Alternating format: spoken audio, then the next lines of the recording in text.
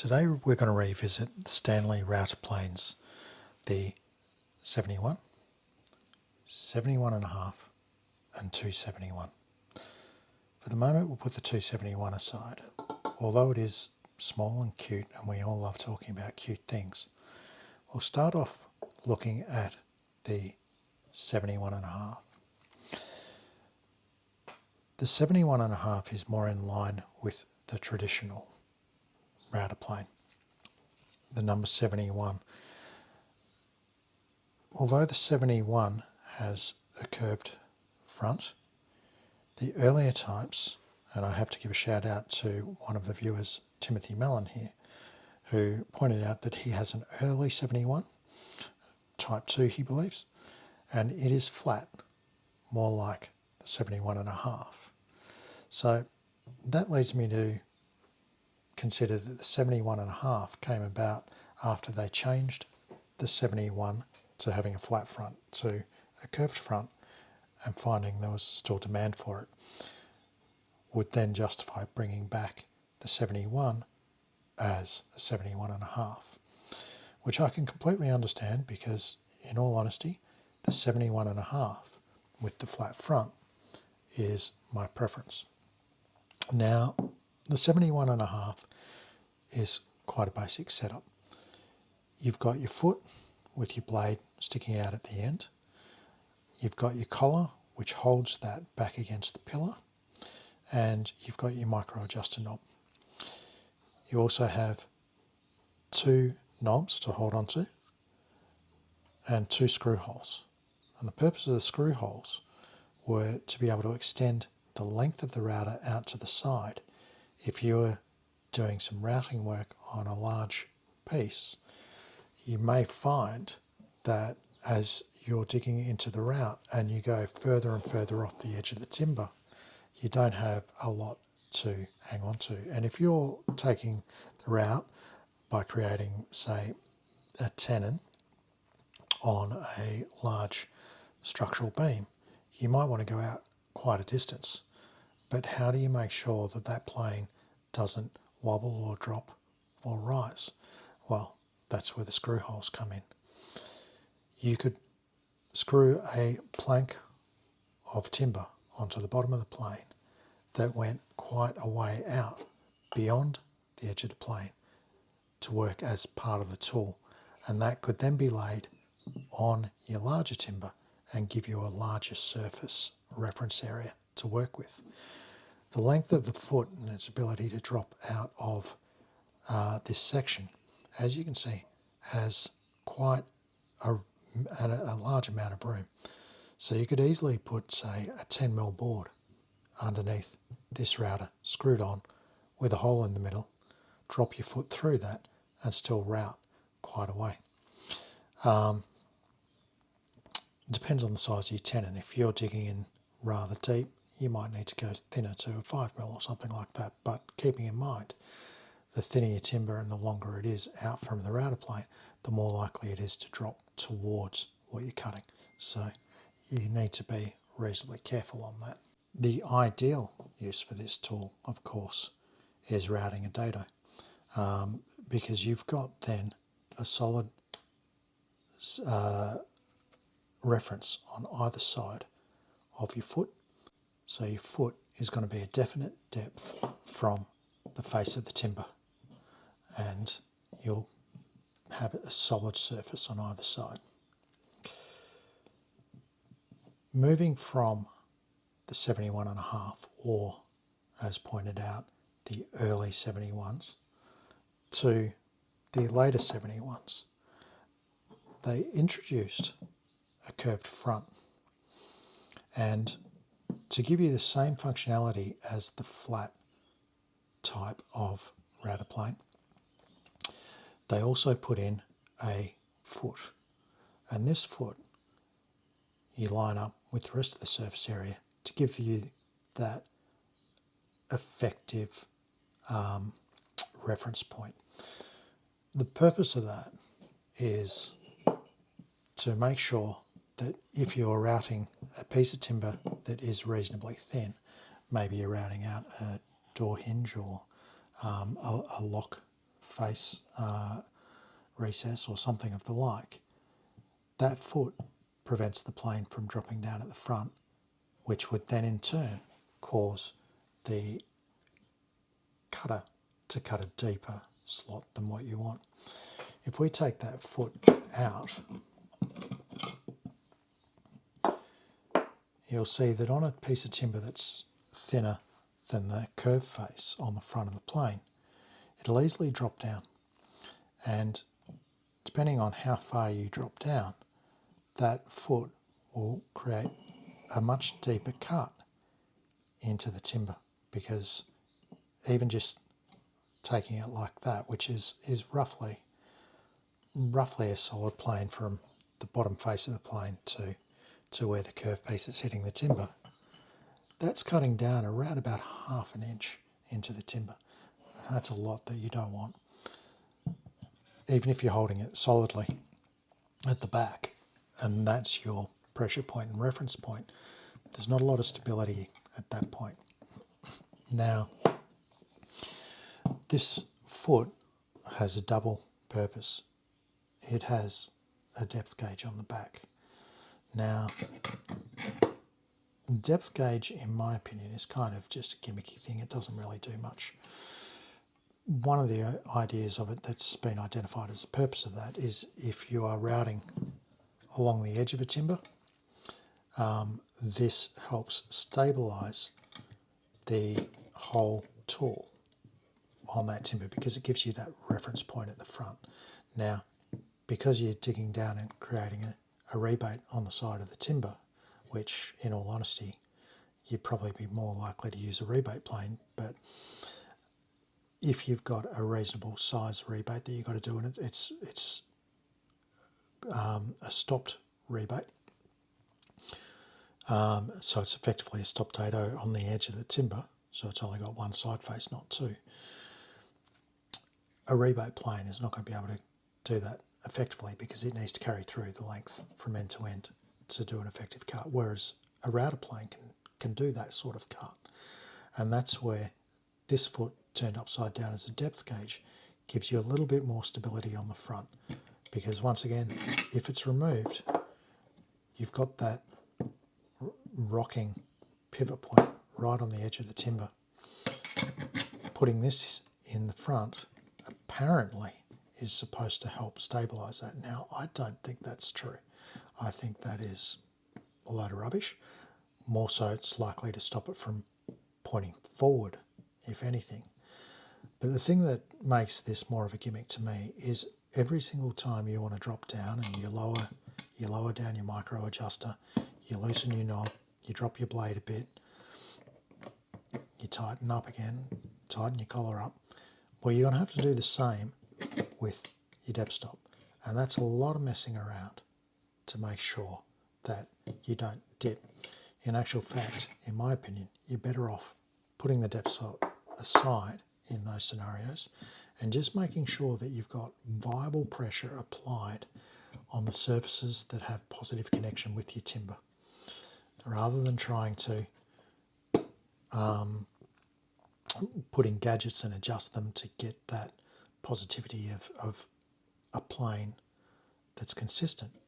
Make sure you've got all of your weight on the plane where it has connection with the timber, and that way this other side, you don't press down, you press forward. So pressure here, forward momentum here, is less likely to cause those problems. You replace that with the 71.5 or the early 71 that was flat all round, you've still got that pivot problem. That doesn't go away. It won't go away with any tool of this sort of nature. But you don't have that forward tilt problem because of the front face. You know, I'm having to lift it here to get that. If I'm just holding down and pushing forward, it's not a problem. The only difference between the 72.5 and the 71 is I've actually got an additional amount of positive surface connection at the front. And that's positive surface connection that I don't have on the 71. It does come up here, but if I'm right in there, It doesn't have it here, it's missing here. Perfectly workable. But this also adds more weight to the front, which you don't have on the 71.5. There's a couple of other differences with the 71 as well. It's got a couple of extra little holes on either side, which you don't have on the 71.5, and I assume, I haven't seen one, but I assume you also don't have on the early 71s. And the reason for those holes is to accommodate the installation of a fence. Now the fence has a couple of grooves on the bottom and it has a slot in the middle. It also has a flat side, and we spin it around 180 degrees, and we've got a curved side. So if I flip the plane over onto its back, you'll see that 2 screw holes are dead center for a couple of slots.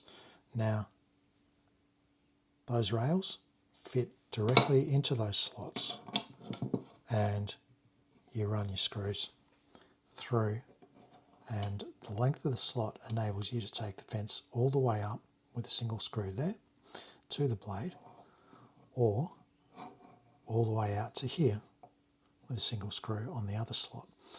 So you got quite a bit of distance on the fence that is appropriate for most routing work where you would require a fence. If you've got something wider than that, then this fence isn't really going to solve your problem. You're probably looking at creating a jig to manage it. As I said, the fence has 2 sides. It's got a flat side and a curved side. The curved side will also work along on flat timbers, of course, because you've got positive connected 2 points that are quite wide, and they're just as wide as they are on the flat side. So there's no problem there. If you want to route on a curve, you've also got the ability for that curve to be accommodated in between the 2 connection points, which the flat side of course can't do that. You could route on a outside curve on this side or an inside curve on this side. That'd be fine. But this curve section is actually the more flexible of the 2 sides. But as we know, flat on flat gives you a more definite line. So if you're routing against a flat surface and want your fence on a flat surface, that's the side you want to go to. So that is, in essence, the 71 and the core differences between the 71 and the 71.5, or as pointed out, the early 71s. There is one other item that I was not clear on, and it's why that curve was even put there in the first place. Given everything that I've just shown you shows no reason for that curve to be there. Obviously it gives you a larger window to look at the timber in front where you're about to route. So visibility is one thing. However, you've also got this raised section with all of this gadgetry in front. So the vision that you get compared to the 71.5 and its large curved section in the front, I'm not sure is that much of a gain. And this is where another viewer came in, one David Rusty Lewis, and he identified to me that it is in regards to doing stopped housing dado joints.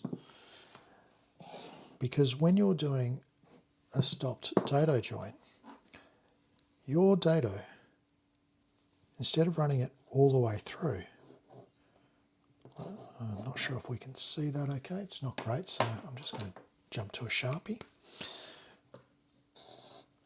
Okay, that's a lot clearer. When you're doing your dado, you're going to run through on either side, but you're going to stop at the end, and that's going to leave timber here untouched.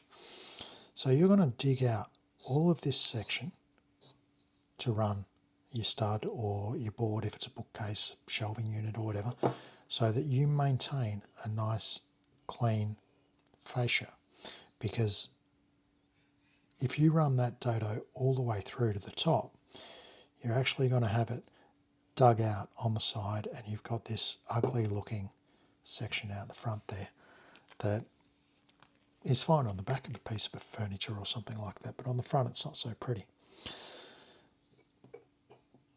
In those cases, the standard flat type of 71 plane apparently has an issue with catching fibres that have already been raised up with the router blade, catching them in front of this section and pushing them against that front face, marring the front of your stop dado joint. And that's why Stanley introduced the curved front, because the curved front doesn't get in the way and therefore doesn't foul anything. It rides over the top, which makes perfect sense to me, and I can understand the design of that and the value of that. So from that standpoint, that makes that curved front very valuable, especially if you're doing fine woodworking, furniture woodworking with stop dado joints. And more than likely, if you've got a router plane, that's the sort of thing you're going to be doing, because a lot of stuff in coarser timber work like housing construction, you're not going to use something like this. You're just going to use a circular saw, rip your dado joint from end to end, because it's going to get fascia over the front, plaster, bricks, whatever, in your stud and wall construction. And it's only when you get to the finer internal items of construction that you start to want to create things like stop dado joints. And then we come into a couple of accessories that were also part of the kit of the Stanley 71 plane. The blade that's in there at the moment is the 1/2 inch cutter.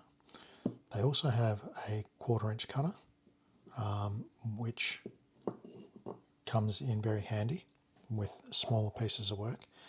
And they have a pointed toe cutter, which is ideal for getting into those corners, especially when you're talking stop dado joints, because it enables you to cut on both sides, side and front, with that one piece at the same time, enabling you to dig right into the corner of your dado.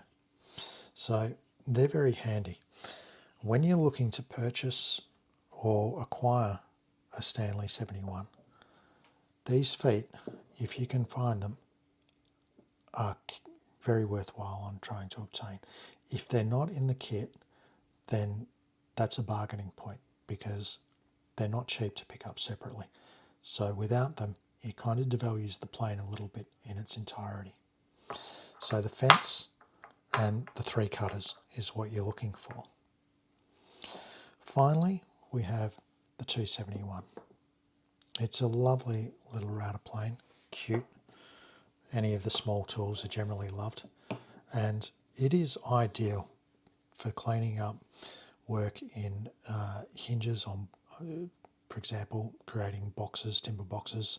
You've got the small hinge recesses that you want to route out. And this is a nice small router plane, and it's easy to manage. It's very simple.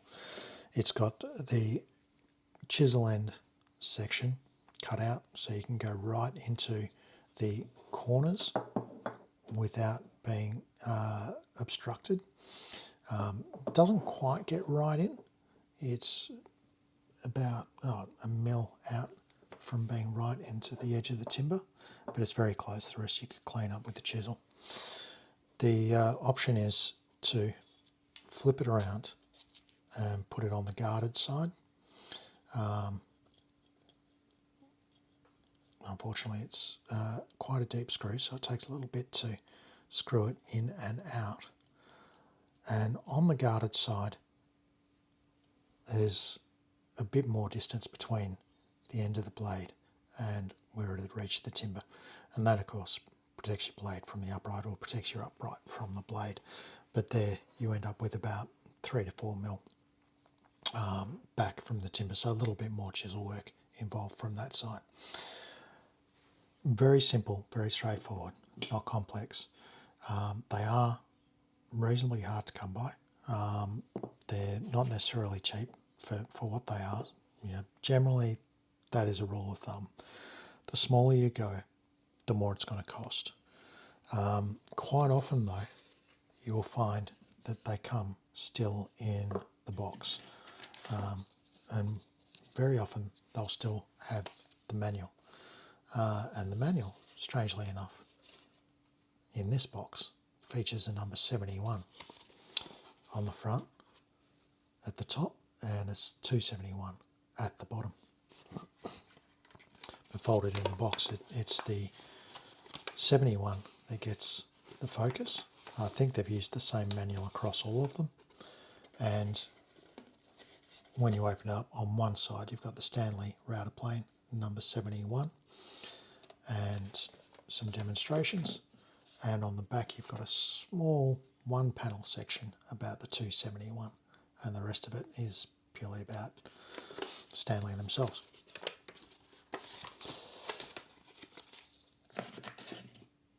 So the Stanley router planes, the 271, we have the 71 with its curved front, but earlier models having the flat front, the 3 different blades and the fence, and we have the 71.5, which appears to be a replacement of the early 71s, possibly due to demand based on people wanting that full face front. Whatever your reason with your display or use, happy hunting.